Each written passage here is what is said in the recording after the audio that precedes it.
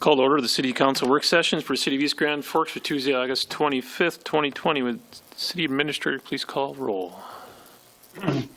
Mayor Steve Gander. Here. Council President Mark Olstad. Here. Council Vice President Chad Grassel. Here. Council members Clarence Vetter. Here. Dale Helms. Here. Tim Riopel. Here. Tim Johnson. Here. Mark Demers. Present. Does the term quorum. Number one, presentation of the 2019 CAFR report. Ms. Anderson, you want to lead off? Yes, we have Tracee Bruggeman here from Brady Martz that will give a little update on our 2019 financial statements, which is a combined annual financial report, which stands for CAFR. So take it away, Tracee. Thank you. For hiring Brady Martz, Brady Martz and Associates to perform the audit of the City of East Grand Forks. And I'd also like to thank your staff for their assistance during the audit. On page 8 is the independent auditor's report. The city received an unmodified opinion, which is the same opinion the city received in the prior year. In our opinion, the financial statements present fairly. In all material respects, the financial position of the City of East Grand Forks as of December 31st, 2019, and the changes in financial position and cash flows for the year then ended in accordance with the accounting principles generally accepted in the United States. On page 23, is the statement of revenues, expenditures, and changes in fund balance for the governmental funds. The general fund balance increased $504,461 and ended the year with a fund balance of $6,524,063. The capital projects fund balance increased $175,777 and ended the year with a fund balance of $726,860. The current city projects fund balance decreased $17,475 and ended the year with a fund balance of $114,594. The 2017 assessment bonds fund balance decreased $92,493 and ended the year with a fund balance of $592,342. The non-major governmental fund balance increased $1,222,165 and ended the year with a balance of $4,459,113. On page 28 is the statement of revenues, expenses, and changes in net position for the proprietary funds. The electric fund had income before transfers and contributions of $1,570,527, and the electric fund had a $352,372 transfer out. The water fund had a loss of $51,297. The sewage fund had a loss before contributions of $35,672. The stormwater fund had a loss of $237,370. The commercial properties had income of $5,590. The refuse fund had income of $41,764. And the internal service fund had income of $69,801. On page 38 is the note 3, cash and cash equivalents and investments. Cash and investments are $2,400,000 more than the prior year.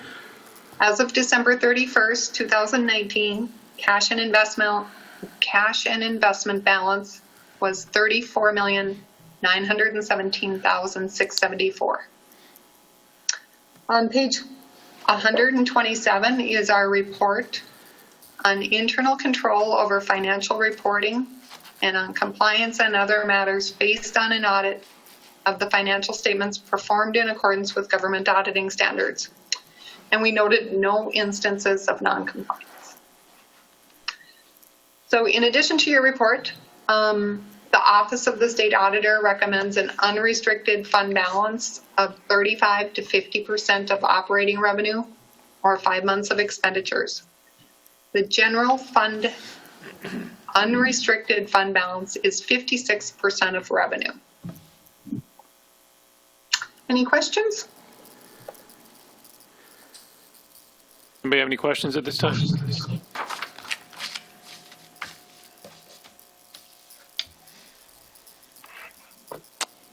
I see none. Ms. Anderson, do you have anything to add? No, just thank you, Tracee, for the report and for the 4 o'clock session where she went through everything, which is taped.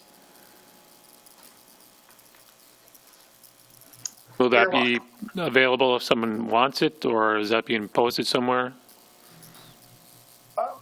I will post it to the council members and department heads and staff if they like it. I guess I'm not sure how to put it out there. I guess I'll work with Corey to put it out to see if, if any citizens want to view it, they certainly can. They can request that through the administration office. So, Correct. Yep. Otherwise, I'm going to see if we can maybe provide a link to it too as well. So if somebody wants to just click on it and watch it, they should be able to as well. sure. All right. No other question. Thank you so much. Thanks. Have a good day. Thank you. Thank you. Move on to number 2 in 2022 federal project. Mr. Emery. Thank you, Mr. President. Good evening, Council. So as initially discussed at the July 28th work session, again, the city is scheduled to receive federal sub-target funding in 2022 for use on our state aid street system. So the city will receive about $860,000 in federal funding, which is at an 80-20 split. So, to receive the full $860,000 in federal funding, we need about $1.1 million in construction costs. So with that, after the last work session, I think we initially had 3 projects that we were, kind of considering. Based on your feedback, I think we narrowed it down to 2 of the 3, which again was Bigland Road, Reinhardt Drive Roundabout, or the 10th Street Northeast reconstruction or extension project. So again, right now, the Bigland Road roundabout project that is currently on the STIP and is what is kind of programmed for funding in 2022. That project, we do have included a couple different options. Option number 1 would require some property acquisition. Option number 2, we were able to shift the roundabout enough where, we probably wouldn't at this time have to acquire any property acquisition. Potentially in the future, if, we would not get any south end bridge and if traffic increased enough, there would be a potential to require property acquisition in the future. With option number 2, kind of with the entry angle as you're turning onto Reinhardt Drive there, kind of due to that entry angle, it doesn't meet all of the criteria, so we would have to probably get kind of a design speed entry exception on that. But I think that's something that could be, kind of overcome and worked out with MnDOT too. So, and that project right now is currently estimated at about $1.5 million.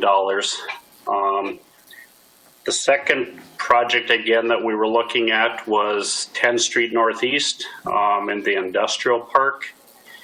And what we looked at there again, from 11th Avenue to 15th Avenue, that would basically be a complete reconstruction with installation of new drain tile, geogrid fabric, and a new aggregate base section.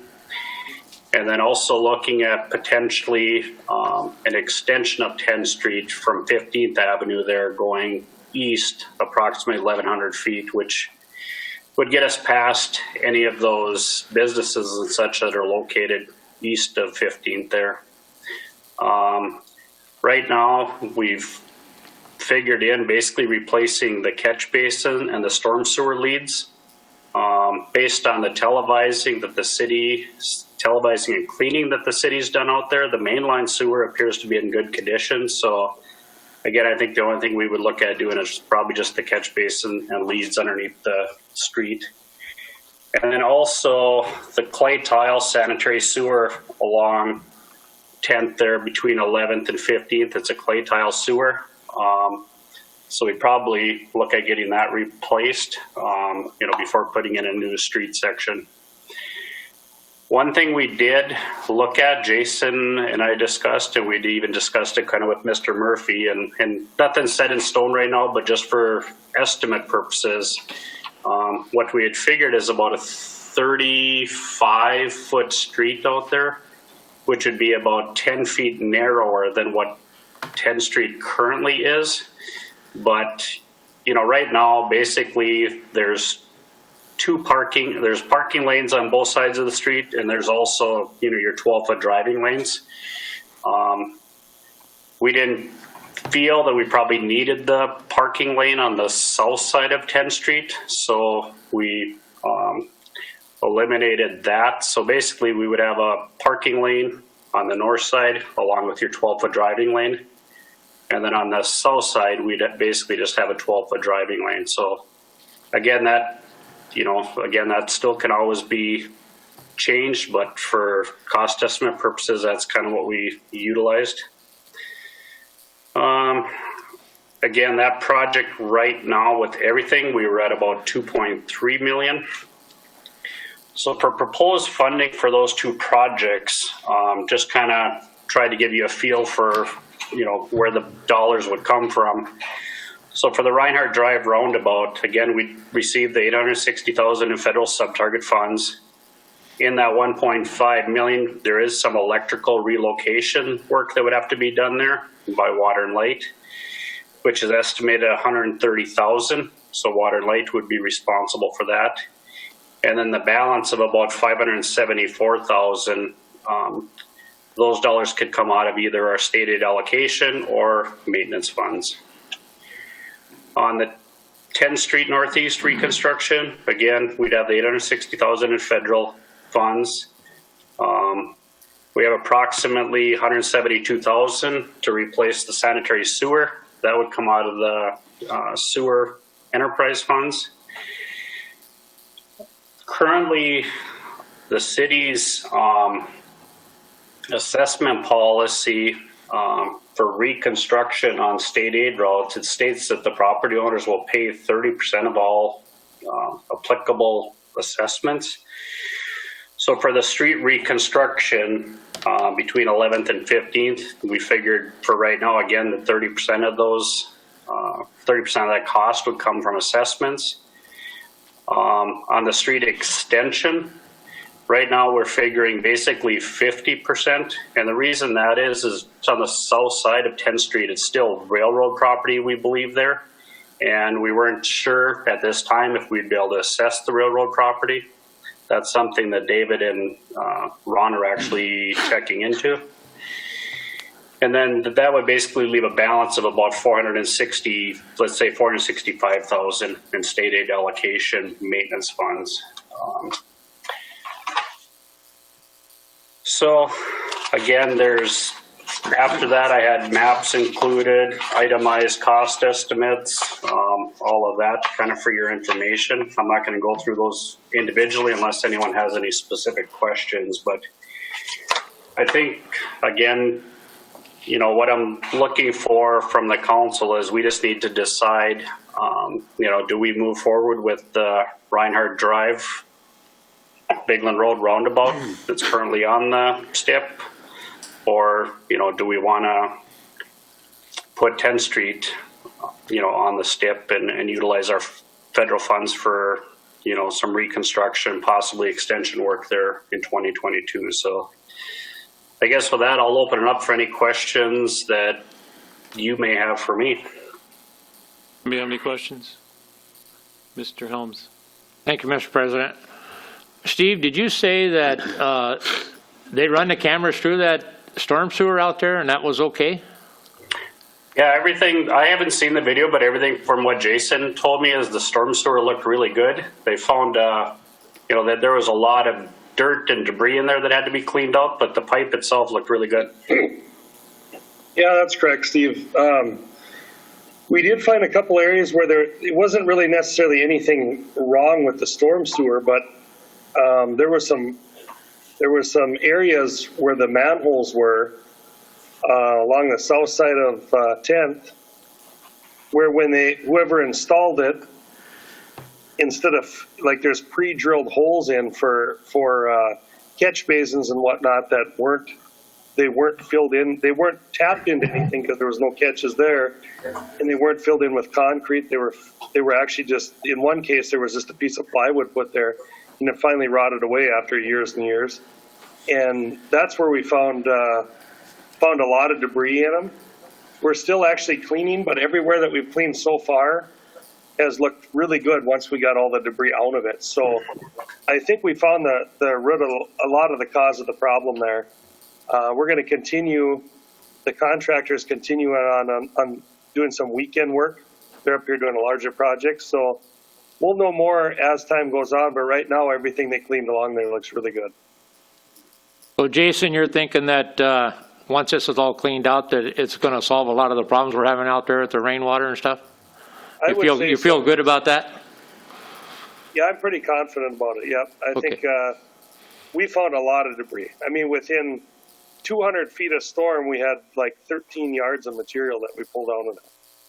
So, and we haven't found any breaks or anything like that in the storm at all. So, unless something else pops up as we go, I would say, from the way it looks now, it's in good condition. I'm pretty sure we'll get another chance to look at it and see what happens, I'm sure. So, I'm sure. yeah, okay, thank you. Anybody else have any questions this time, Mr. Emery? On the 10th Street, I know you're talking about the assessments. How many properties is that involved? And I guess, has anyone spoken to them of the possibility of this and any feedback? Yeah, I guess at this time, probably, maybe in the neighborhood of 10 different properties, I'm thinking. We have not, I guess, spoke to them at this point.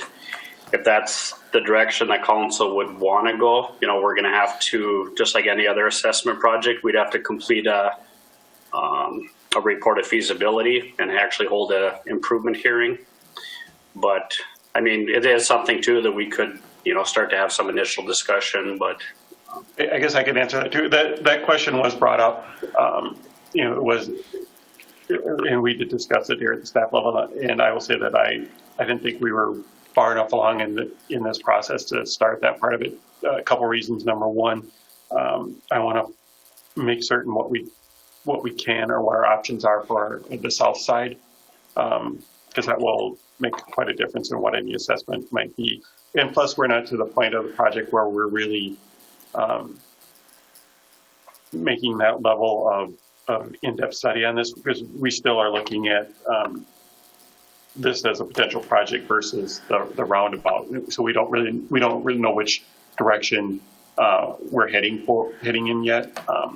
So rather than really going to start that process and getting people concerned or worried about a project that might not be happening there in the short term. So depending what direction we get from council and what the next steps are, then we would get that feasibility report. We could get some of that information that we could then talk to some of the property owners. But at this point, I just advise them that I don't think we have enough to really start sharing with the property owners there. It's just too many unknowns yet at this point. I understand that, but my question was leading down, since this 10th Street road is to the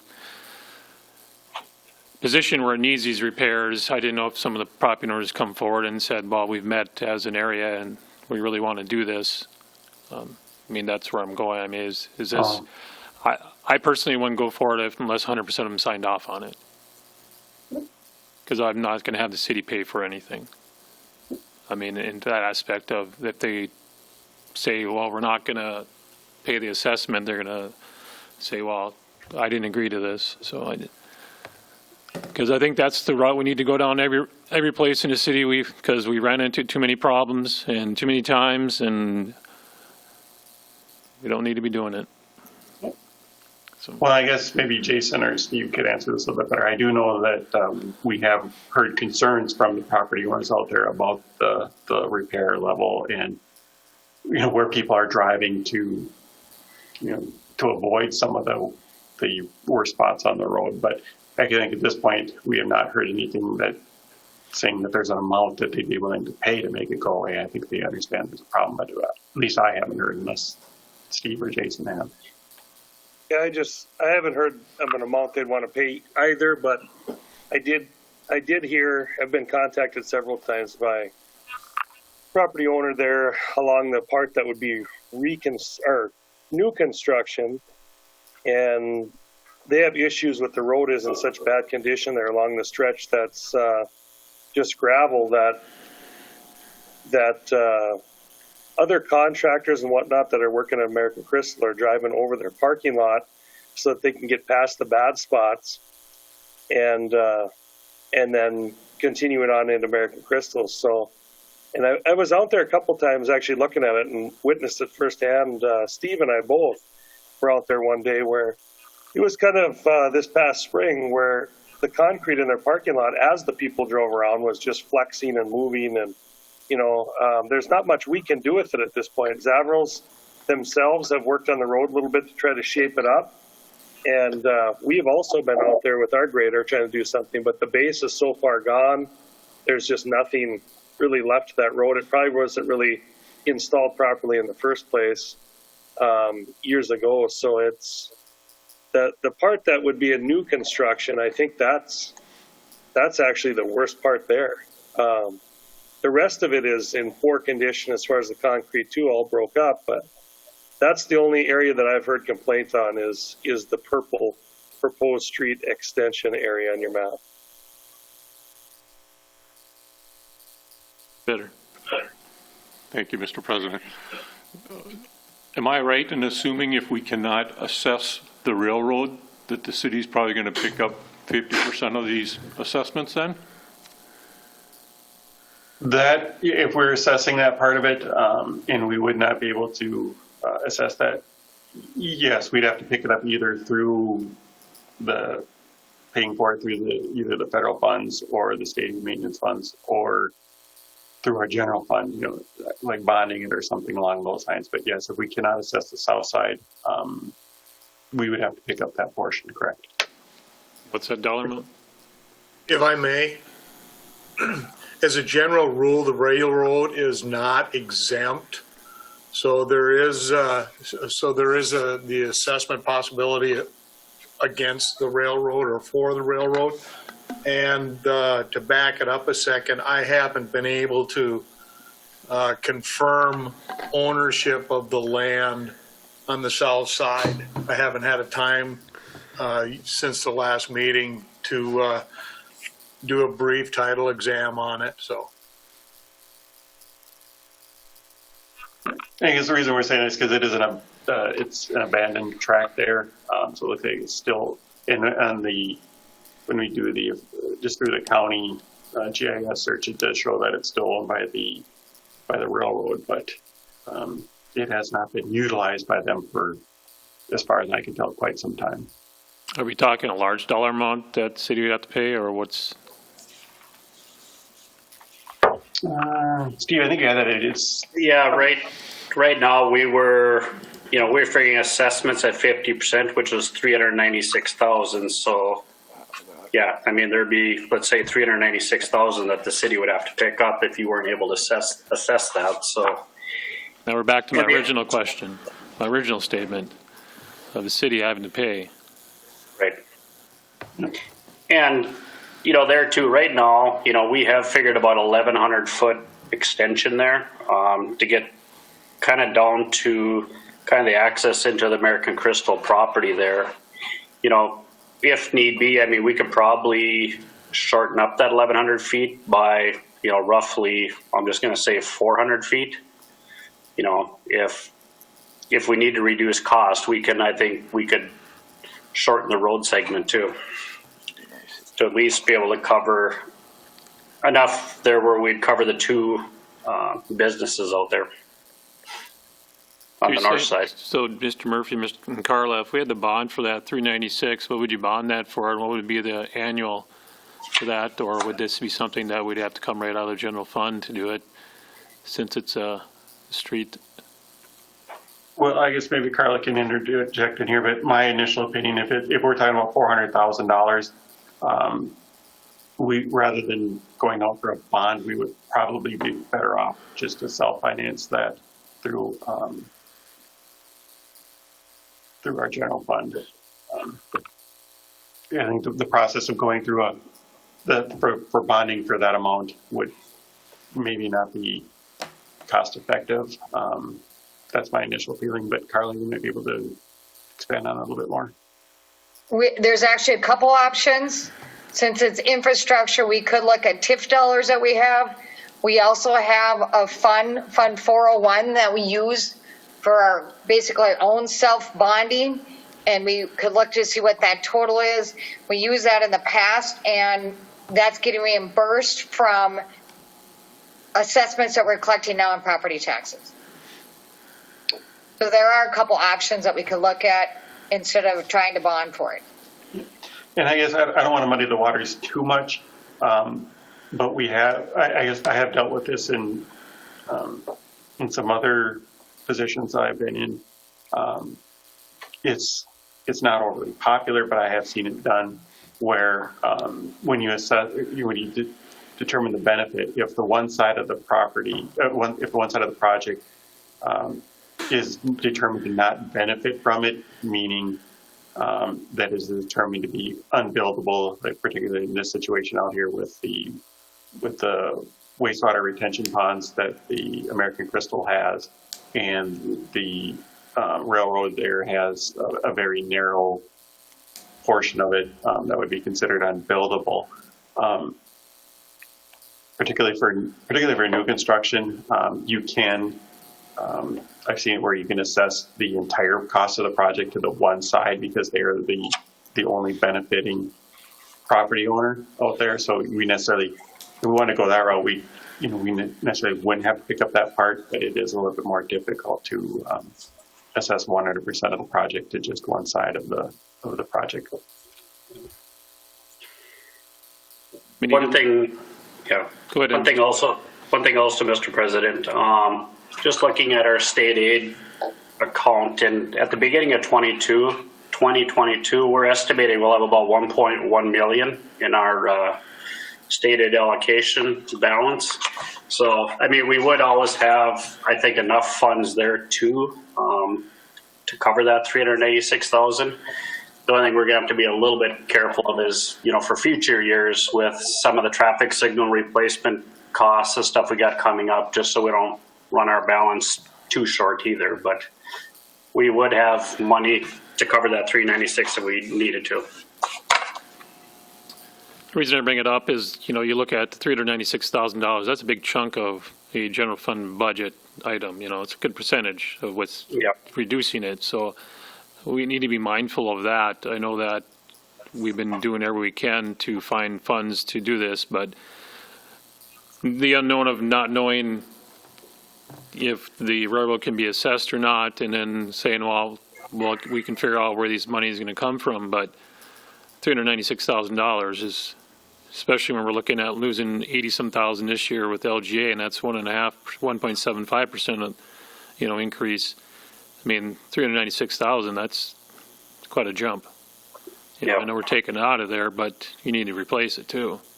So then you're going to have to look at how many years are we going to repay ourselves down the road. Are we going to spread that out? But we got to be mindful of that. So you can't just go into every year assuming that, well, we got to repay ourselves this.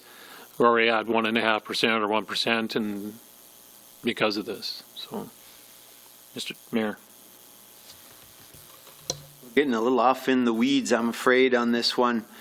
because I think really the fundamental question is prioritizing this project or the roundabout at Bigland Road. The condition of this street is what it is.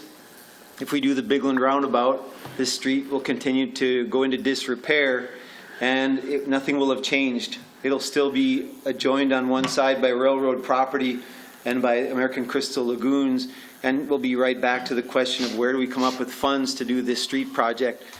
And so really, those parameters are somewhat fixed, and if we agree that in the not too distant future, that street is going to have to be replaced, rebuilt, repaired, extended, and everything we're talking about, the question is still, does that priority go ahead of the roundabout on Bigland and Reinhardt Drive, or does it fall behind that other priority?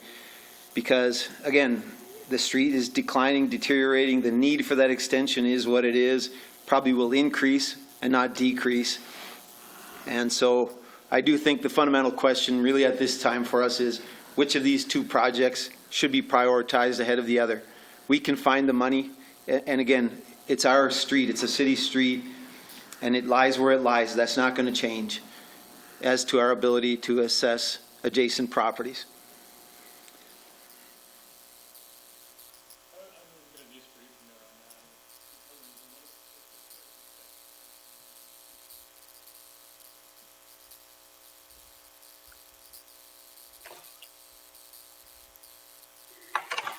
So I guess I don't want to step on any toes here.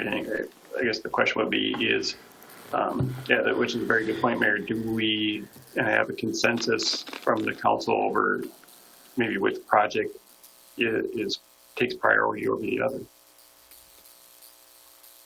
What my comment's going to be, Mr. Murphy, on that, if we don't know where this money is going to come from, how can we say, yeah, we want to do this one first or prioritize this on this? Because $396,000 to have to come from a fund is nothing that easy to swallow. So we need to have everything on the table of what it takes to get this project done on 10th over the roundabout.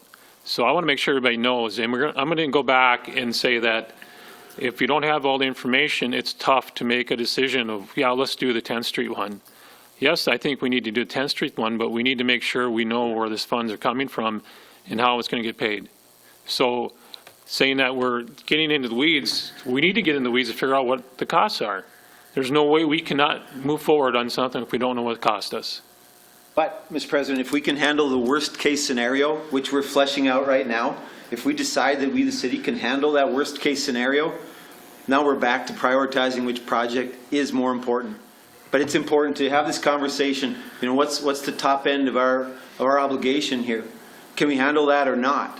Because it's, again, we have a chance for close to $1 million in federal money against that project. Well, that'll be gone if we use it on the roundabout. And now we're looking at coming up with another $1 million against this project, which we will not have at that time. Mr. Vedder. Thank you, Mr. President. I agree with the mayor, we need to prioritize. And for me, I think the roundabout is a bigger priority than 10th Street. I would propose that we do the Reinhardt one and put the 10th Street on the next 3-year STIP cycle, and gives us some time then to flesh out with those property owners, are they even interested in paying the $40,000, $50,000, $60,000 in assessments that it's going to take to redo that road? We don't have that. There's, as our president says, there's too many unknowns. We don't have enough information to make that decision. And so therefore I'm thinking and proposing that we put 10th Street on the next STIP go around and do the roundabout for this time. It's 3 years that you're waiting out, and then you've got the time then to talk with the property owners out there and see what they actually want and come up with the money. Reinhardt's a cheaper option at this point in time. If you put 10th Street out, that gives you time to plan for it and put some money aside to help cover any assessments the city might have. It just makes more sense in my opinion. Mr. President? Yes, Karla. I did check to see how much we have in the 401 fund, which is our self-bonding account, and there's almost $800,000 in there. And what that goes to is it pays the amount to Water and Light that we borrowed when we did all those streets and infrastructure after the flood, which has a few years left on it, but there is dollars that we could use as our funds to assess the others. We could use those dollars to pay our own share, just to let you know that. Thank you. Appreciate it. Anybody else have any wishes they want to direct this and what they want to do? I guess we need to weigh on this and prioritize which one we want to go with. What option would you prefer, Mr. Vetter? Option 1 on the roundabout or option 2? Option 2.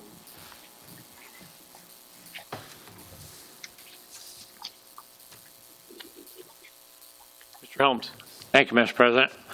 On the roundabout, there's no commercial businesses or anything like that that would have to be removed or taken out or anything like that for this roundabout, is there? I don't know, Steve, can you answer that one, or? No, I think, as far as Orton's go there, I think one of the probably their driveway off of Reinhardt Drive, I think would have to be relocated, but as far as, losing any commercial space or anything like that, we're not losing anything. Okay, and then the other question I have, we talked about contacting the people, homeowners and whatever else how much of is there homeowners and properties out there that will be assessed for this roundabout, or is this all taken care of like state funds or something? The roundabout would be pretty much through the federal funds and our stated allocation dollars. That would pick up 100% of it, so none of that would be assessed. Okay, thank you. Anybody else have any questions at this time? We need to hear how And again, everybody wants to prioritize it, I guess. Yeah. Again, Mr. President, just want to point out again, if the city would have to cover that $396,000, again, we do have adequate funds in our stated allocation balance. And if we did use that up in the future for the next federal go around, we can always advance funds if need be too. And the other thing I was not aware of, Mr. Earl Haugen had made me aware of, is I think our next federal sub-target round in 2026, I think what I've been told is between Grand Forks, East Grand Forks, they're going to use their funds to do some improvements and such to the Minnesota Bridge. So our funds might be utilized for the Minnesota Bridge project in 2026.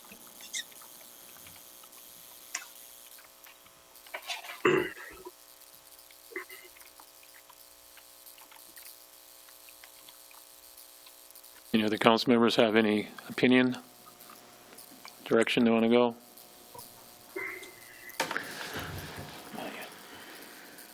We need to make a decision what we want to do. So, And Mr. President, if I may, I don't mean to beleaguer at this point any further than I do, but than it already has been. But I think that some of the same could be said for the roundabout there as well. There's a lot of unknowns on there yet too. As far as with Orton's there, I know Ron had mentioned earlier, that when you're getting into relocating accesses and things like that, people, there's claims that could be made for that as well. So I think we're going to have to assume a certain amount of risk as a city for whichever pick we go. As far as there's a certain amount that is just going to be unknown until we tear into it. So that's all I have to say. Mr. Murphy, I'm not arguing for the roundabout against 10th Street or 10th Street against roundabout. I just want everybody to understand what the possibilities are if we have to pay for it. I'm assuming that if there's an issue down the road at the roundabout and we have to, and then having to buy out somebody because we found out, well, guess what, we have to move it over a little bit this way just because X, Y, Z, the unknown, it's could happen. So, I just think everybody needs to know what's ahead of us and what's on the table if something does go on either project. So I think we need to do the 10th Street. I think it needs to be done. I mean, it's terrible. I get it. I mean, I'm sure the homeowners, the business owners don't really enjoy people driving on their concrete parking lot. I wouldn't either.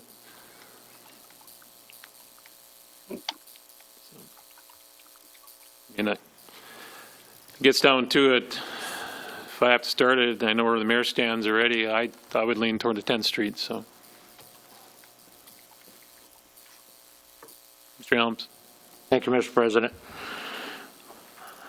I know this is one thing that the council doesn't like to hear, but is there any way that we could postpone this for maybe a couple weeks or even a month until we get maybe a few of these unknowns that we're talking about here? Could we do any more good if we waited a little bit versus deciding right now? Can anybody answer that one, or? Mr. Emery or Mr. Murphy? Well, I can start with that a little bit. We could get a proposed assessment roll that wouldn't. I mean, it'd be pretty preliminary, but it'd be something. It'd give us some ballpark ideas about how much each property owner over there would generally be assessed. We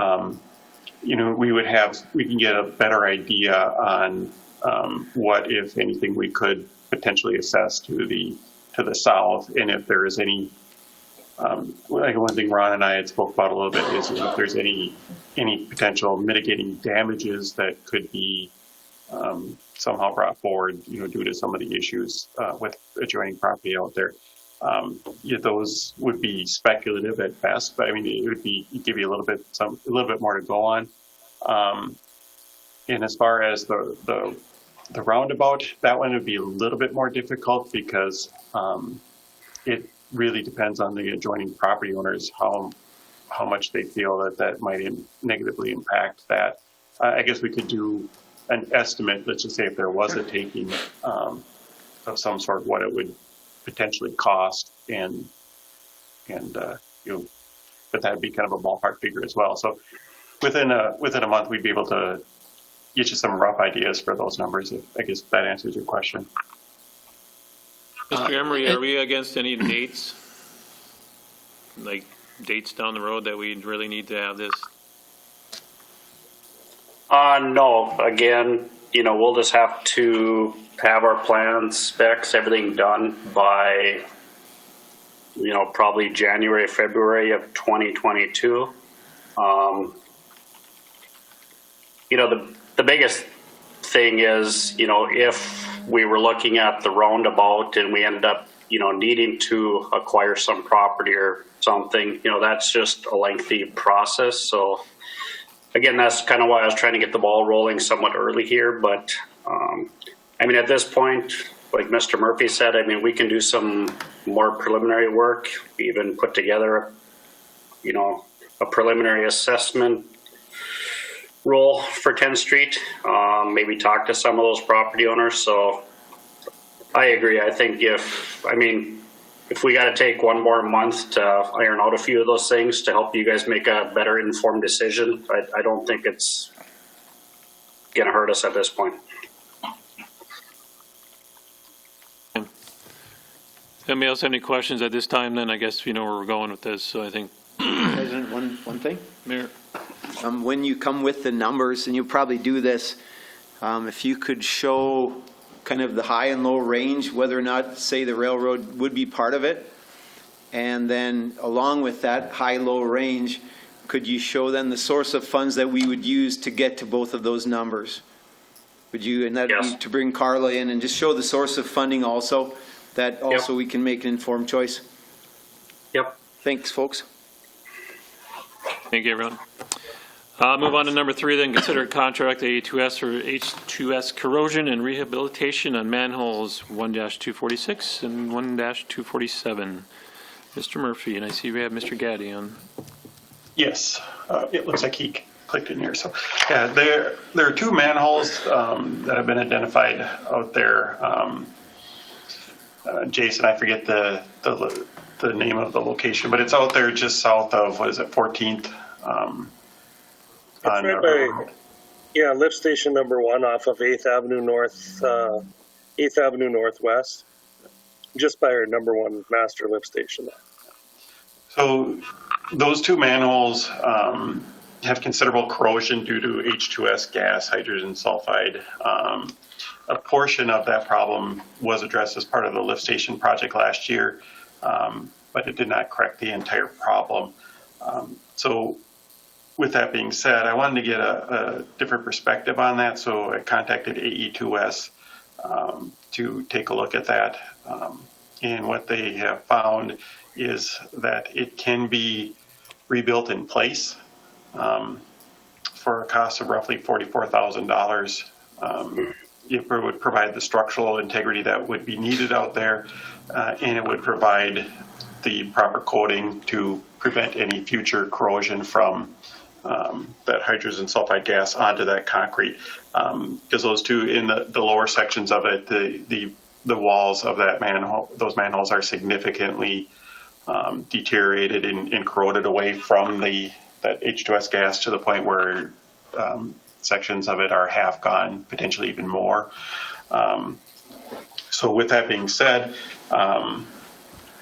it would be preferable to have this project completed prior to the freeze up and not have to go through one more year cycle with this, potentially causing more damage on that. So if the council agrees with this, we would contract with AE2S to provide those services, and the amounts that are required for these two corrections do not meet to the point where we have to go out for competitive bidding or sealed bids. This is something that can be provided by quotes and estimates. So that's the little bit of background on it. I will turn over to Mr. Gotti there to provide a little bit more of the technical portion of how that fix would be done and what kind of protection that would provide there, so that we do not have further corrosion and this can last for quite a while in the future. Thanks, Mr. Murphy, and good evening, Mayor Gander, President Olsted, and members of the council. I think you hit well on what the issues are with the manholes as far as the H2S corrosion and the degradation of the actual manhole structures. Maybe just to hit quickly on the alternatives that we looked at in our recommendation that we're discussing proceeding with here this evening is we looked at 3 no-dig alternatives in comparison to a prior estimate that was provided on completely digging up and replacing those manholes. Those no-dig alternatives, there were 2 what we would call Class B alternatives. Essentially, I would call those superficial improvements to line the manhole and stop the corrosion. And then what we are ultimately recommending is a Class A structural repair to the manhole. And the process that we're proposing is, in essence, what's called a monoform liner. A temporary structure is placed inside the manhole. It provides a little bit of free space within the structure itself to fill in around the edges of that and consolidate concrete into all of the existing corroded areas, including some areas that are appearing as if they are completely corroded all the way through to the point where exterior soil to the manhole is exposed. So this is a Class A structural repair, essentially returning that manhole to its, near its original structural integrity. Overall, the cost savings represented by going this direction versus a no-dig are in the order of, I'll say 40 to 50%, just based on preliminary estimates. And so primarily given those Class A benefits that are near equivalent to just replacing the manhole itself and the cost savings, that is ultimately how we landed on this recommendation, working with Mr. Murphy and Mr. Stordahl. Anybody have any questions at this time? Or do you have anything else to add, Sean? Sorry. I was just going to say, our contract we have before you is a standard short form hourly services agreement. There's primarily 4 tasks included to that contract. One is to ultimately select that monoform contractor to do that repair. In addition to that, work to source and select a bypass pumping contractor. This improvement would require bypassing for approximately 3 days while the manholes were being repaired with this monoform liner. We would prepare the quote and bid and specification document, help you administer that contract to those two separate contracting entities, the liner repair and the bypass contractor, and then ultimately provide that construction administration service to make sure that the contractors progress and ultimately provide work that is acceptable per the specification. And I guess for the fee on that, I'll just, so the fee that they would be charging for that is at least 72, roughly, let's say $7,300, which is roughly about 15% of the project cost for the engineering services on that. Johnson, you have a question? Yes, this being in my ward on 8th Avenue, I'm worried about the, are these going to be sealed? Is there going to be a stench from these manholes? This improvement itself would not actually provide any odor mitigation. It is just returning the manholes to a higher structural quality, given that these are kind of last in line, and if these were to fail, you'd have some redundancy and susceptibility issues there. So this is a structural repair. We did include in our draft report to Mr. Murphy and Mr. Stordahl some considerations for future mitigation of the actual H2S formation, which is causing the stench. That's not included at this time. What we're doing is essentially prioritizing the structural repair, and then had some discussions about what could come next from a stink fix solution. And if I may, I'll jump in on that. Yes, this was the repair was the priority.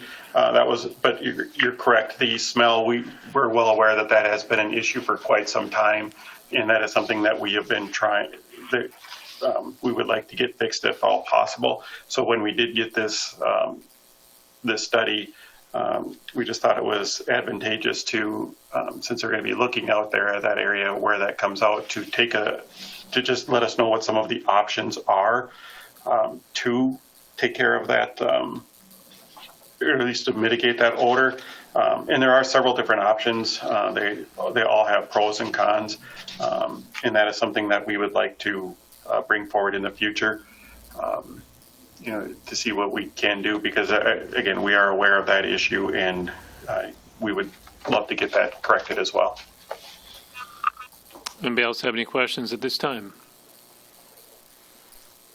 I have one. Mayor. I'm just curious, would our city engineer have any responsibilities in this project as far as oversight or any other responsibilities? No, in this particular situation, part of the contract, AE2S would be providing the site inspection to make sure that the project is completed according to specs, that the material quantities, those type of things are assured, and the workmanship is adequate and satisfactory. Thank you. All right, anything else from anybody? Not, we'll move on. Thank you, Mr. Murphy. Thank you, Sean. Thank you. Number 4, French drain along levee west of Laurel Drive. Mr. Stordahl. Thank you, Mr. President. So the ditch that's just south of our lift station to the west of Laurel Drive has had water standing in it for quite some time now. We started looking at the issue back in 2012. We got permits from the Army Corps to improve that drainage.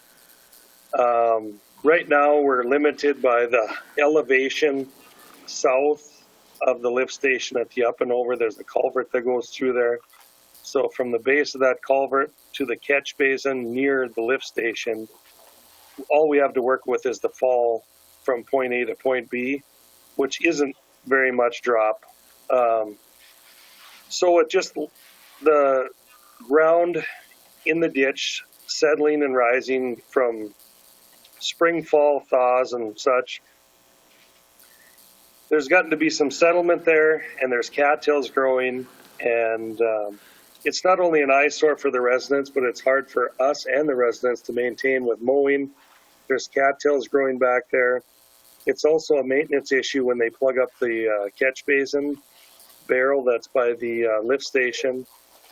And so what we're proposing is to put in a French drain type system where the contractor would go in, remove some of the material, dig down and install drain tile and rock. And that would be tapped into the catch basin barrel. And then we would regrade the ditch over the top of that best we could from, again, point A to point B, culvert to catch, and provide adequate drainage for that area. So we got two different estimates, one from Zavrel's, one from Olsted's. The low is Zavrel's at $41,415.70, and I'm recommending that we go ahead with awarding that to Zavrel's. And we do have funds, sufficient funds in our account to cover this. Do you have any questions for Mr. Stordahl? Mr. Grosso? Would this be something like what we talked about behind the levee, just off River Road? Same kind of thing? It could potentially be, yes. We could do something similar to this. We do have a little bit more fall there to work with, but that's another one that we're looking at right now as well. So okay, it might be a solution there if we can't get it to drain. perfect. Anything else from anybody? See none. Thank you, Mr. Stordahl. Thank you. Number 5, Ultima Bank Reserve Parking Spot Request. Mr. Murphy. Yes, thank you, Council President. And I believe we have a representative from Ultima Bank. Joe, is that you? Yep, this is Joe Fitek. I'm with Ultima Bank. Okay, so I believe we have a person there a representative there to address this. What we have is we received a request from Ultima Bank. They occupy a portion of the Cinema 15 complex. I guess I'll call it the southwest corner over there, right on the corner of Demers and 2nd Street. And what they're looking for is if they can get 2 parking spaces that would be reserved for bank customers on Monday through Friday from 8 a.m. to 5 p.m. On the, I guess it would be the east side of 2nd Street Northwest. Is that correct as far as how I describe that? Would it be is that the east side? Yeah, east side of 2nd Street, right across from Sicky's. Yes, yep, on the opposite side of the street from Sicky's. Yep. Yeah. I guess what we're looking at is some direction from the council. We do not currently have any other reserve spots on 2nd Street Northwest doing it a public street. The exception is Gallstead and Jensen Law Firm. They did receive an exemption due to the fact that they are considered a subcontractor with the city. So I guess I'd like to, at this point, turn it over to Joe. I believe you're the branch manager for the East Grand Forks branch, to give a little bit of background as far as how you would see that would benefit and what you would need from that and how that would benefit your business. Okay, thank you, members of council and mayor. Like I said, I'm Joe Fitek. I am the new branch manager at the East Grand Forks location for Ultima Bank. And currently the parking, there is no reserve parking. So as you can imagine, during the afternoons, and outside of COVID even, parking for our bank customers who want to just be able to pop in and maybe do some services for 10 or 15 minutes. It's kind of difficult to point them in the right direction. So we were hoping that by being able to reserve these 2 spots on that corner there, that it would give our customers just during our core hours the opportunity to have someplace to come in and park, come in and take care of their banking business and be on their way without having to struggle to find parking elsewhere and walk a long ways. I guess with that is what we're, what is before the council. So I'd like to get any questions or comments or concerns that the council may have before we move forward with this. What would make Ultima Bank, let's say, more special than the other businesses in that area? That would make it so that because the rest of them are all gonna want it. We do it for one, they're all gonna jump on Chip and say, we need 2 spots for us, we need 3 for us, 4 for us. But it was my understanding there was an exemption made already for one business. I believe Mama Maria's on the backside has been granted space back there where they've kind of built an outdoor patio that I understand is removable. Yeah, but that outdoor patio is on actually River Cinema property, the parking lot. That's Is his it? property, Okay. yes, sir. Okay. So aside from that, I mean, I don't, you know, most of the other businesses around there are dying in. They're going to be longer term. You know, so it's most banking customers are in and out in 10 or 15 minutes, and we're simply looking at it from a convenience factor. Anybody else have any questions, comments? Mayor? Would there be an opportunity to designate it, say 2 spots, parking of a shorter duration, 30-minute parking or something like that folks would know I wouldn't have time to park here and go have a meal, but if I'm going to run in for anything, a pickup order or anything else, 15 or 30 minutes, I probably have to go 30-minute parking, may accommodate the same purpose and be available to everybody. Just an idea. Mr. Demers. Thank you, Mr. President.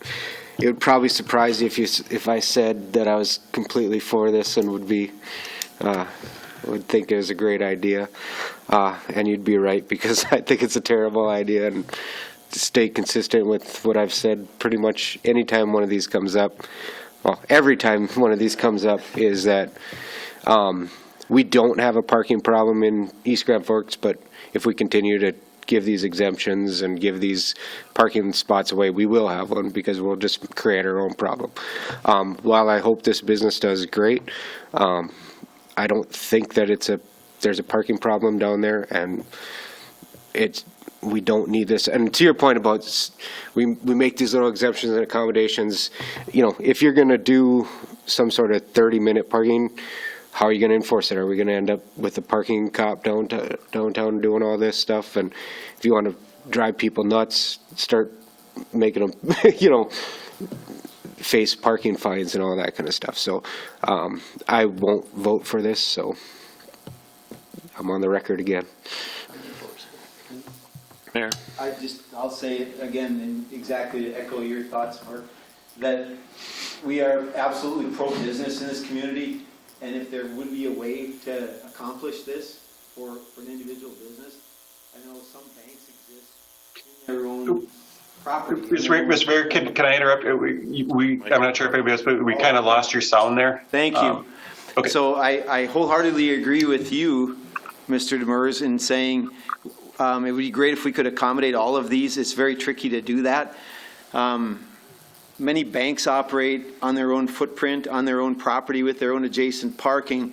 And so that's how their customers can pull up and walk in. And we're just trying to, or you're trying to kind of recreate that in the setting that you are. And it would be great if we could do it.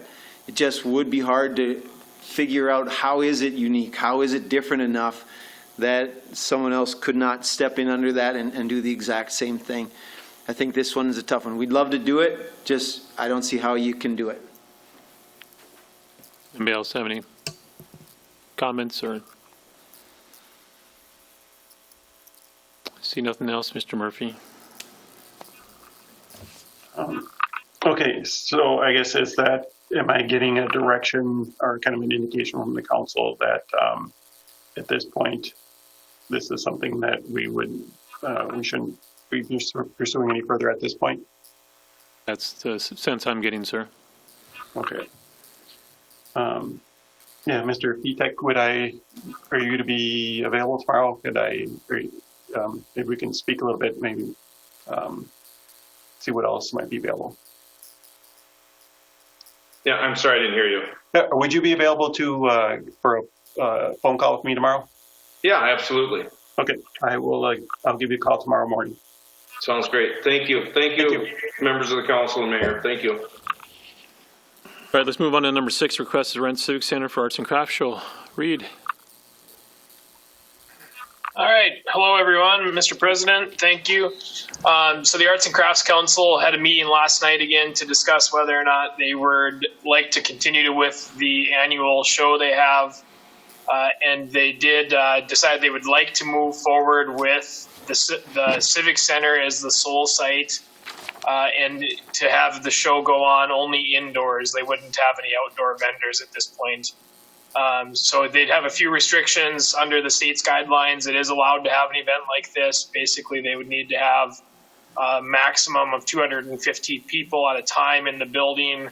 And then, of course, with the current mask mandate, everybody that's indoors would have to wear a mask and social distancing would have to be followed. So just putting this in front of you, typically each year we haven't put this in front of the council because it's become such a regular event. But in light of COVID this year and some of the new circumstances, I wanted to bring it back to all of you just to make sure that you're still okay with us moving forward with this event. So I'd be open for any questions or comments anybody would have. Anybody have anything? Mr. Johnson? Dates? Have a date? Yeah. As with each year, the first weekend in October. So I think that's October 2nd and 3rd this year. October 3rd and 4th. Anybody else have anything? See none, sir. Thank you so much. Thank you. Number 7, Coalition of Greater Minnesota Cities Duties and Voluntary Assessment Request. Mr. Murphy. Yes, thank you, Mr. President. But this comes before us every year. This isn't something I would normally bring to the council, other than because of the amount. But I do bring it to the council because they do request a voluntary assessment for proactive environmental programs. The cost of our regular dues for the membership in the Coalition of Greater Minnesota Cities actually went down $1 from last year, from 2020 to 2021 for the upcoming year. Really. However, so what I'd like to get some direction on is the 2021 voluntary assessment for East Grand Forks. This is in a separate environmental action fund used in part to participate in rulemaking and legal challenges to the applied regulations, and they are recommending a voluntary contribution of 25 cents per capita, which in our case comes to $2,219. They've been doing this for several years. I think this might be the 5th or 6th year. And every year we have turned that down for one basic reason, is that in our opinion, that this was a ball that the attorneys Flaherty and Hood that they had dropped by not filing in time. So the practice in the past from our city is that is not the fault of the citizens of East Grand Forks, and therefore we shouldn't charge them a quarter for that. So that is a report. So I just wanted to. Again, it's a decision we have to make every year, but so my recommendation would be that we just move forward with the regular dues for our regular membership of $14,724, and that we decline the voluntary assessment. Any questions? Mr. Murphy, I think no questions at hand, so thank you, sir. Okay, we'll move on to number 8, the budget update, 5% levy increase. Mr. Murphy, Ms. Anderson. Yeah, I'll let Ms. Anderson take that away, and this is in response to the mayor's comments at the last council meeting. Thank you, David. And council, I changed the levy to 5% as requested from the mayor last week. Also speaking with Reid Huttunen, we took out the campground road patch of $130,000, which brings us to a balance of a negative about $400,000. The mayor did email and Murphy today with some kind of suggestion that he wanted. Maybe he'd like to speak to the council on what he would like to see, please. I'll turn my mic on this time. I think the direction that we, the council, should give now to our staff is to let them know our comfort level of how much we're willing to take down our general fund balance this year. It's been going up. We heard from our accountant that it's above the range that's recommended through good accounting practice. So clearly we have room to bring it down just a bit, but we don't want to get in the habit of draining it down below a target that we're after. And so I do believe in a year where we've lost a significant amount, as President Olsted has pointed out, probably 1.7% or so of a levy increase is just going to replace the loss of local government aid dollars coming from the state of Minnesota. So of that 5% proposed, 1.7% of that just covers the loss of LGA this year. And yet I do believe staff are looking to us now for some guidance. Right now we're showing if we left it exactly as is and finalized, which we would not have done or have never done at this stage, but if we did, we would be pulling down the general fund proposal, at least projected, by around $400,000. I think they'd like to hear a number from us. You know what our comfort level is to bring it down by 200, 250, 300, 350, 400, some number that we're okay using of general fund dollars against the current expenses of the following year. And then once we give them that guidance, they can go back and fit expenses into that, hopefully without deferring maintenance and other things. We're not just going to kick the can down the road and dig a big hole that we have to fill in later. If there's a way to do it to find some honest savings, that's what we would be after. So I guess that's what I believe. We're at that juncture where that's what they would be looking for from us is what is our comfort level for that number to be as for what we'll take out of the general fund to cover next year's expenses. Thank you. Are you saying take this out of the reserves or? Yep. Okay. It's exactly kind of how we budgeted last year. Okay. You know, I just wanted to make clarify. Yeah. And so if we're talking $250,000, are we talking that's about what 4%, a little over 4% maybe? I mean, just throwing. You go back up to the top. We're at what 56% right now in reserves, Mr. Murphy, Karla. So yes, that's correct. But and I guess I'll take this point. Ms. Anderson has been looking at, because we are over the recommended or what we've set for our targets for general fund balance and reserves, some ways that the city could utilize that. And I know she's in the process of kind of fleshing that out, and I guess I'm going to put her on the spot here. I'm not sure how comfortable she is in kind of sharing where she's at with that. And because how we could utilize those without, as the mayor said, you're really going to dig a hole that we'll have to fill in later. Karla, are you willing to share a little bit of kind of what some of your thoughts were? Yes. So if you looked at, we talked about 56%. If we wanted to get that down to 50%, we could use about 500,000 of our fund balance. And the state's recommendation is 35 to 50%. So I guess then, Karla, I know what you had spoke to me before about is you're saying that we could use some of that to maybe potentially fund some of the capital outlay portions of it. And I know you haven't got that quite fleshed out yet, but so I just want to say to the council is that I know Ms. Anderson is looking at how we can utilize that to get that point, that portion down to where we need to be, and then also utilize that in the best manner so that we do not, again, have to fill in a hole, but where it would make the most sense to fill in some of these gaps. And I guess at this point, I would like to say that I will give a shout out to the department heads and to our city staff for the planning that goes into the budget and holding their budgets accountable. So I will say that I do get a little bit irritated when I hear government being claimed for if you don't use it, you lose it. So they spend everything up at the end of the year. I will give our department heads and our staff a lot of credit. That does not happen. I know we've gotten some overtime some of our overtime issues under control, that we were bleeding some out of there. And our department heads just do not buy things if it's not needed.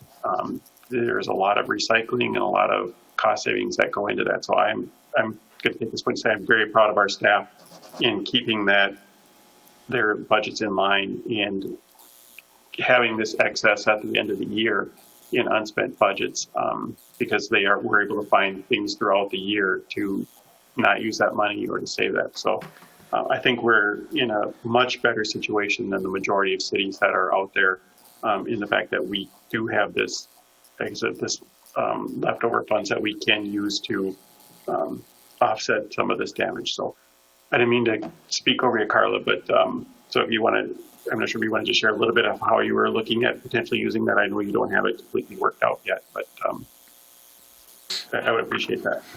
Thank you for your comments, David.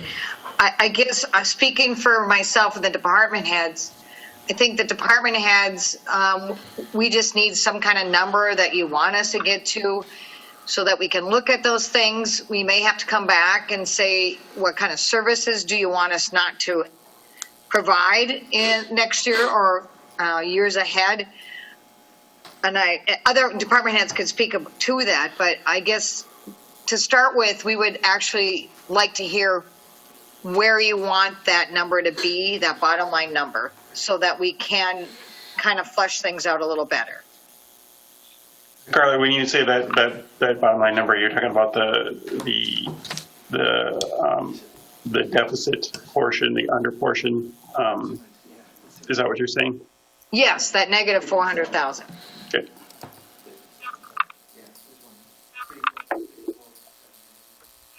Mr. Demers. Thank you, Mr. President. I apologize for not being here at the last go around, so if I asked something that was already asked or whatever, I apologize. Karla, going back to the actuals versus budget, this document only shows actuals for like 18, 19. We ended up with revenues over expenditures of $1.1 million over those 2 years. Do you remember what the budgeted change, or what we budgeted for that and what that difference is? Not off the top of my head. I'd have to look at basically our CAFR report, and you can look in 2019. There's pages there of the budgets versus actual, and it's not just revenues and not just expenses. It's a combination of the two. I guess because we haven't received our actuals for 2020, I'm just wondering, are we going to be at that, at that $182,000 minus, or are we anticipating coming out better? Because my memory says that 18 and 19, we didn't have it budgeted for a $600,000 increase and a $500,000 increase. Right. And we've come back with revenues. I know we've talked about some of the reasons for that. I'm just wondering, trying to gauge what that 2020 number, is it going to be 182,000 below, or is it going to be, are we going to be plus 200,000, or are we trying to gauge what that is, because that matters, I guess. I mean, obviously I'm on board with dipping into reserves to get back to 50 if we have to, but I want to get a feel for what we anticipate for 2020. So if I may, Councilmember Demers, you're wondering how we're trending so far this year, if it keeps going for till the end of 2020. Right. Well, I guess we've noticed in 18 and 19, I thought we came in way better than what we had predicted. I'm just wondering if that trend is going to continue. Karla, are you able to answer that? Yes. Last meeting, for example, we gave an update of where we're at between what we budgeted for travel and what we actually spent for travel. And there's like $68,000 that still has not been used.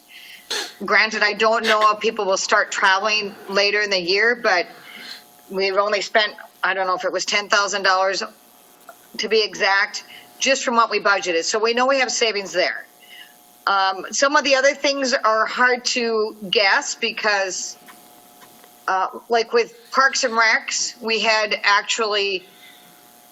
less participants, but we also had less services. Right.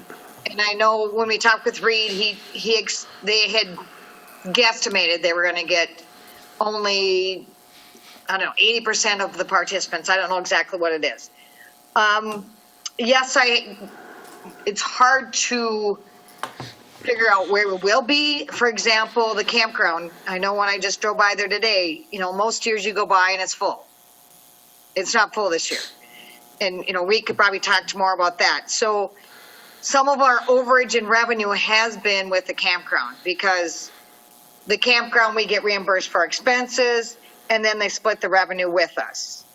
And that's always been kind of hard to budget.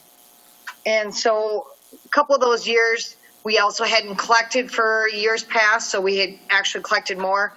So I know just in that line item, what we had budgeted, we had collected a lot more than what we had budgeted. But again, I know you've asked in the past about, budgeting, and I try to be very conservative on the revenue. We try to be conservative, meaning the expenses we anticipate are probably a little higher than what has actually happened in the past to make sure we're covered. So I'm fairly confident that we're not going to have a huge drain on our fund balance at year end. But it's just fairly difficult to guesstimate that with where we are right now with the pandemic and stuff. But we do know our fixed costs is with our personnel. We have all those covered in our budget. So I'm fairly confident that there will not be a huge drain on our fund balance after this year. Thank you. And the costs we are going to put in for, preventative for COVID are covered.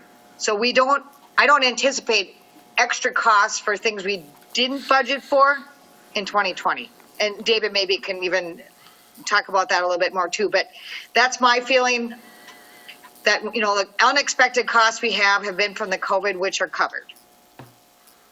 Well, I guess, thank you for that. That kind of leads me, or your second comment before that leads me into the next thing is, and I'm wondering if it would be possible when we get this report, in between the budget 21 column and the actual change over 2020 amount, is there any way that you could create like a number it's not a restricted number, but like it's an employment number, or due to employee costs? Because while it's not a restricted number, we know that that's basically a fixed number unless someone's adding or taking away. But I would like to know, of those budgeted numbers, what percentage is employee driven, just with the fixed cost of employees, and kind of that change, and obviously it's going to be up in the air, with this fall, we're going to getting back to the negotiation table or whatever, but breaking that out would be a little bit more clear to me to say, what actually is something we can change, unless we're going to fire people. But I guess, is that something that's possible? Yeah, if you give me a chance to look here, I'll just tell you from what we budgeted. In our budget documents, we have data like that. And some of it is on a table chart graph, and some of it's in a circular graph. Just a second here.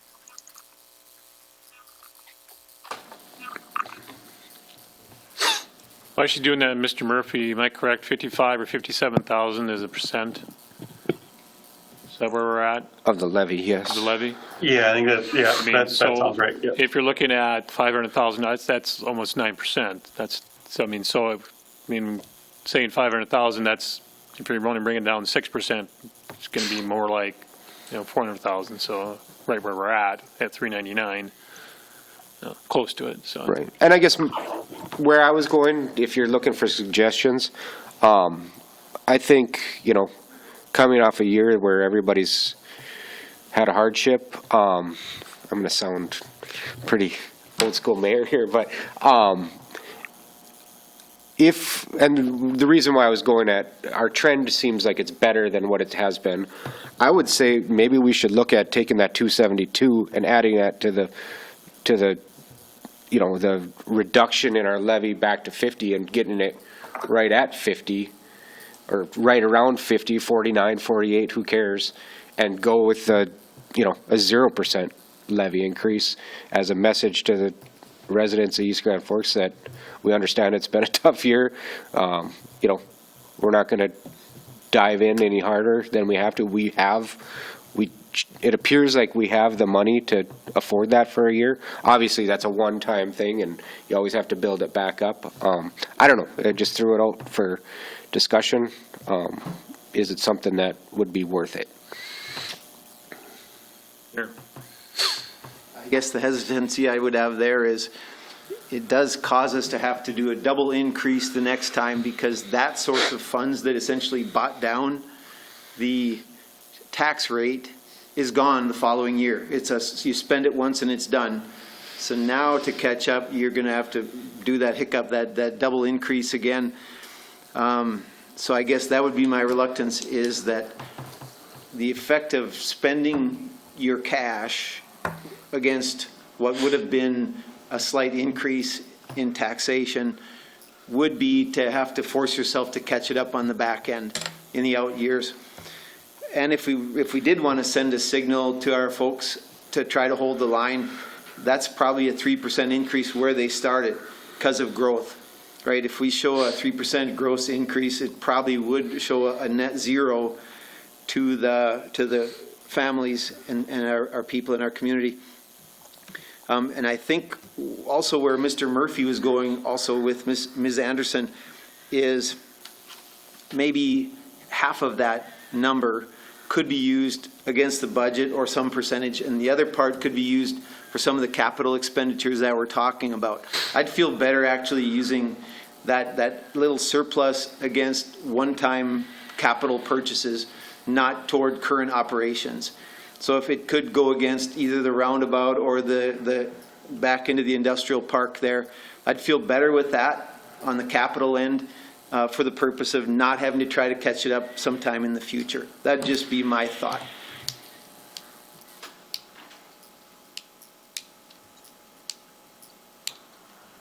Anybody else have any questions or comments at this time?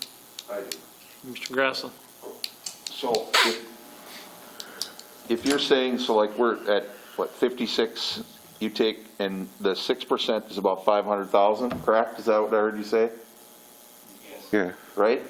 So then you take half of that, 250,000, apply that to the 399, which leaves about 150, which would total about 1.5, almost 2 total across the board, which would then bring us back to almost a 0 as you spread it out. Is that palatable? And then you keep the other 250 for whatever needs to happen. Which may, if you do that, and then you may have a decrease in your, to Mr. Demers's comments, that you may go backwards, but if we go backwards, I just don't want us to get into that. We just got out of that hole from the 8 years ago. So we got to be careful. Yeah, but our 399 number is already at a 5%. I mean, Yep. So you're not really at 0, you're at still at 5% tax levy.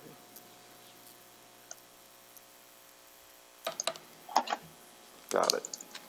At the email I sent that Ms. Anderson alluded to, my gut this afternoon says perhaps that bottom line number that we're willing to pay out of reserves could be in that $250,000 to $300,000 range.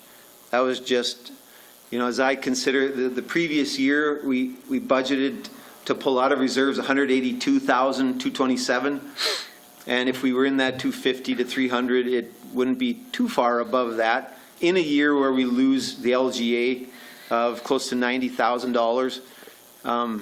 So to me, that would $250,000 to $300,000 would put us in the realm of reason, and it would give them a target to shoot for as to maybe finding some additional savings. But that's just me, and that's just for discussion. If folks want that to be a bit higher or lower, I'm wide open to listening to that. I guess my point is I think we're going to be closer to zero than 182 in the hole from last year. When it's all said and done. So my point is yeah, we're not, it's not as big a step backwards as what I'm saying. And I threw zero out because it's a round number, whatever. I'm just saying, I think we could be more aggressive if we have to than 5%, because I think you're sitting on a couple $100,000 from last year that we budgeted for a shortfall and we're not going to use. When are we going to know that, though? I mean, Are you talking about for 2020? Yes. Well, it'd be after the first of the year. Karla, you can extend, usually through January, we're still getting in bills and stuff that sometimes that can extend into February. Karla, can you kind of? Correct. So the question is mute because we're not going to know. We have to have this done before that. So I mean, Yeah. Well, and we came up already with, knew the answer. oh, sorry. I came up with an estimate last year in about December, before we did our final levy and budget. I did come up with a guess, and I did guess we'd have about 500,000, I believe, in our fund balance increase. So are we ready for a couple of those questions to answer? So I looked up personnel costs, and our personnel cost is about 61% of our budget, the general fund budget as a whole. The other question, when you're talking about the levy increase, last year our final levy was set at 5%. And remember, I have those 4 different tax properties that we look at. We've been looking at for the last 9 years. And nobody had an increase except our commercial property, which went up tremendously in value. Otherwise, the one property was at negative 3.25, the other one is at negative 3.27, the other one's at negative 0.62, and the other one negative 2. So at that 5%, everybody's taxes went down. And I think that's what the mayor is trying to explain to people, that is, if we left that at 5%, see where it falls out in the truth in taxation, that people's taxes would still go down at that 5%.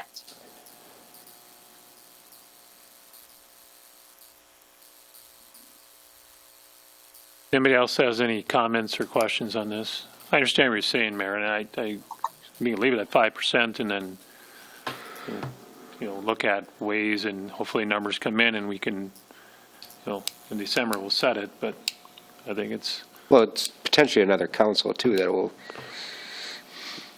I guess they don't start until January. You're right.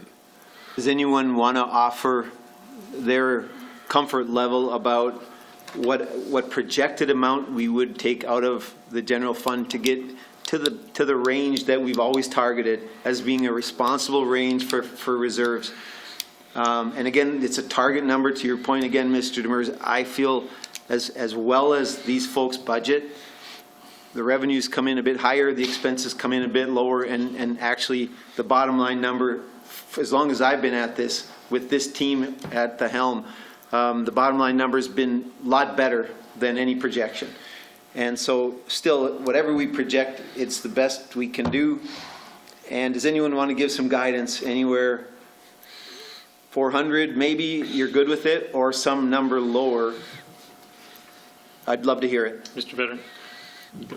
Mayor, to use your argument against you, if we leave the 5% levy in there or put it to zero, and then your argument is, well, we got to double it up next year, we can do the same thing on the expenses side.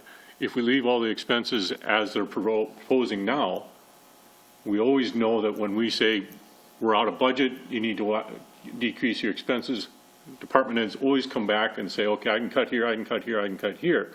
If we leave it and say we're going to use our levy to cover it, next year the expenses aren't going to go down, you're going to get tacked on to that higher amount, and it's going to continue that going forward. So to use your argument on your revenues, it works on the expenses also. So where I'm sitting, we need to have a balanced budget and present to us from the department heads what you're cutting, and then we can decide as a council, we'll add this back in or we'll add that back in.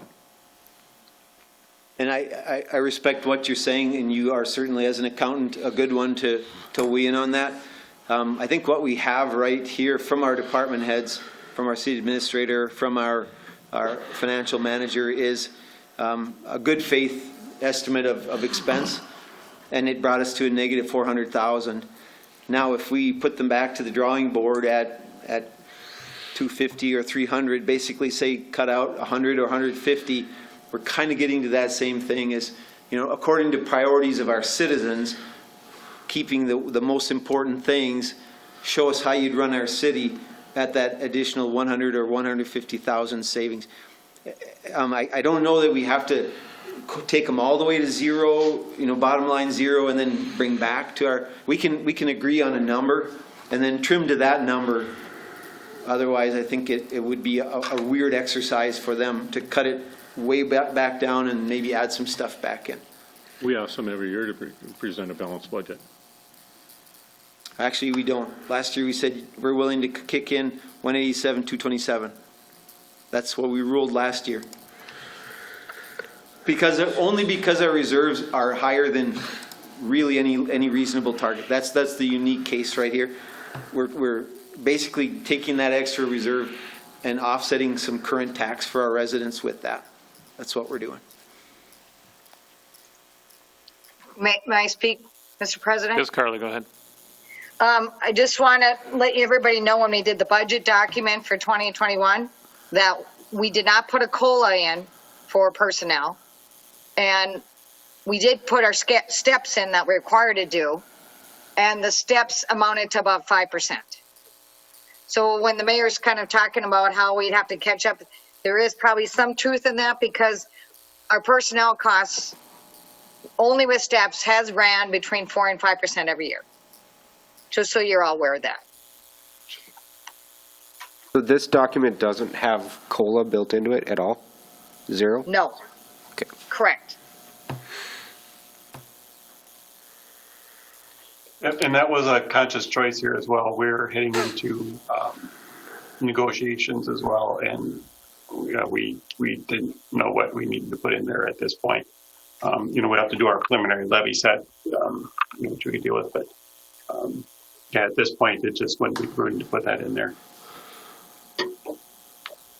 But it does have like reduction in staff that we removed, or we didn't hire a person in library, correct? So that person is in the budget as of now, though. Okay. Well, only because we have to figure out how we're gonna cover those services, and so at this time, that one is still in there, but it's in as a new person at an entry level position. To go back to the COLA discussion, let's say the worst case scenario, you have to add back in, let's say you're adding back in 1% or 2%, it's 114,000, roughly 115,000. So keep that in mind too on this. So I know we're looking at zero.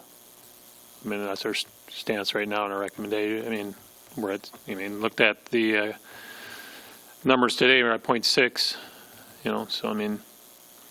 When do we have to have our resolution in with our max in? Next month, isn't Yeah, it? I was just gonna speak to that. That's not due until the end of September. So at the September work session, we will also have information from Water and Light, and if they are planning on raising their rates, and we will have information from the other utility enterprise funds. So yeah, end of September is when the maximum levy has to be decided. And from a max levy perspective, I'm not afraid of putting a 5% out there. I just think we can do better. It's good because you get to run the numbers, and people get to see what that would be. But I think we could get a little bit tighter, but that's just me. I'm not even running this year. My goodness.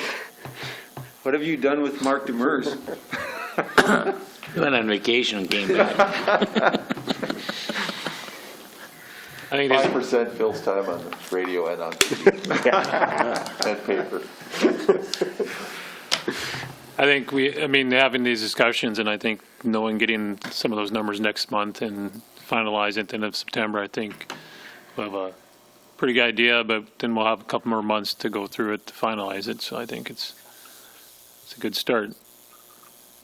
So I don't think we have a consensus as a council, but if we could maybe trim down a little off that bottom line number, that would be good. But nobody wants to put a quantity out there as a target. For the 400,000? Yes. I'm fine with more than 400,000. Really? Yes. I just said that because I don't think we need to be at 50%. Now, but what if we do take part of that extra and put it on capital, right? That's what they were kind of getting at, and I like the idea. We're going to have some capital expenditures coming up, and instead of applying it to recurrent revenue and expense, it'd just be better off to put it there. Say what? If you look at, excuse me, What was your number again? 250. 250. I didn't catch what it was exactly, but I like your number. Well, thank you. He's not running. He wasn't listening. He's not running. You gave a good analysis. I mean, you were at the 500 and then you brought it to 250, and I got lost just a little bit. Why, the 500 can I just interject? the money. Yes, Karla. If you look at that document that has the 400,000 on there, if you look at the 7 numbers above it, those are all capital outlay. So those are one-time expenses. If you look on there, there's 100,000 for police, there's 43,000 for fire, there's 140 for public works. The street construction, the 250, we do that every year. Recreation and culture is 150,000. So those are all capital outlay right there. Those are not recurring expenses. Does the recreation and culture include like match for a grant if we were to get it? Excuse me. Yes, but at this time, that's not on this year's budget. There is 10,000 in there for a match for that Red River corridor. But my understanding is that when we looked at the Levee Park, it's not till 2022. One thing my belief is if, let's say we do use money for something, I want it to be used so that every citizen is benefiting what we're using it for and not putting it toward a certain project for a certain street, for a certain area of a town. I want this to be benefited for every citizen. So. My question for you folks in the finance area, I know we do have a capital fund outside of the general fund that a lot of the bigger capital purchases comes out of. Maybe these dollars were under some threshold. Is that why they showed up in the general accounting and not from the capital fund? You pay to the There really isn't another capital fund for equipment, because most of these are equipment except for the street reconstruction. Any of those other capital outlays that has to do with repairing or upgrading our buildings are not part of our levy. Right. So those numbers that's aren't just for in building here. only, and these items are nothing about building. Correct. So when I added just a few of those totals, there's over 680,000 just in those top 5 numbers. And those are one-time expenses.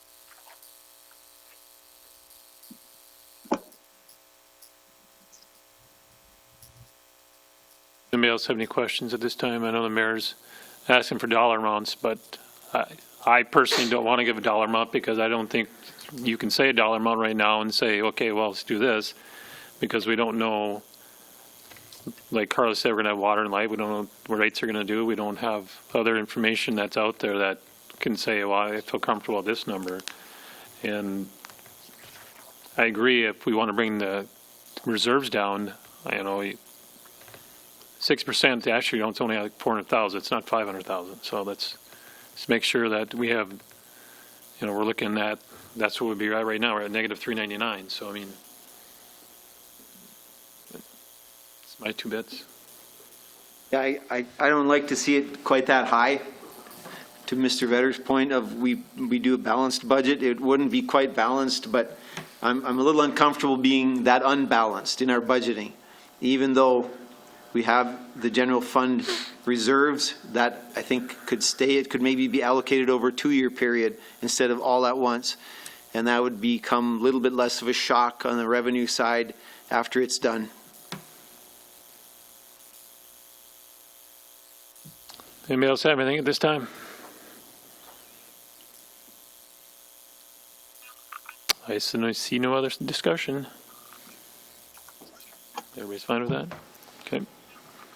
Anything to add, Ms. Anderson or Mr. Murphy? Nope, not at this time. Nope, I think we got some direction. Okay.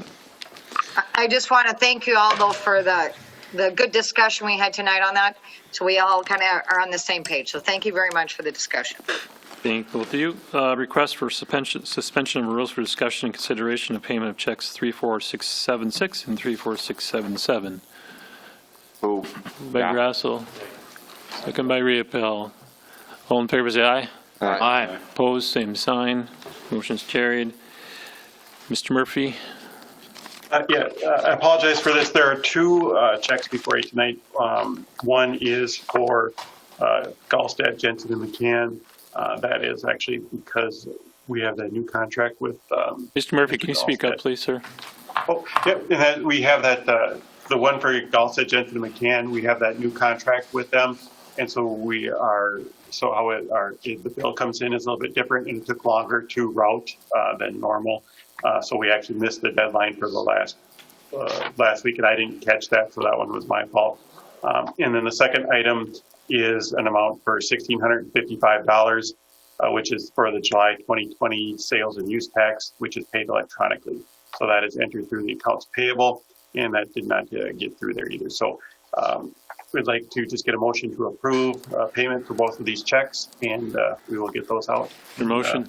I move. Moved by Grassel, second by Demers. Any discussion further? I see none. Do you want to roll call, Mr. Murphy, or just want to just? I think this one we. Okay. All in favor, say aye. Aye. Opposed, same sign. Motion is carried. Entertain a motion to adjourn. Moved by Johnson.